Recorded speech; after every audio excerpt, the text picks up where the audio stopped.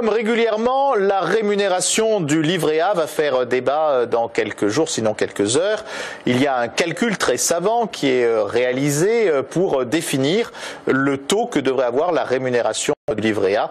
Et aujourd'hui, on parle beaucoup d'une baisse pour atteindre simplement 1% de rémunération. Alors 1% de rémunération, même si le produit est net d'impôts, ça paraît quand même assez ridicule, sauf que économiquement, ça se justifie totalement.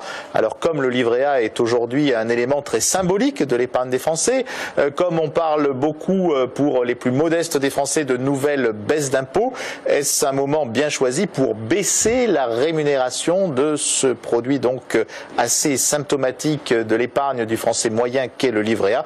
Eh bien, le gouvernement a du pain sur la planche pour faire passer cette idée, mais d'un autre côté, on ne peut pas dire tout le temps qu'on veut être dans la logique économique et ne pas en tenir compte.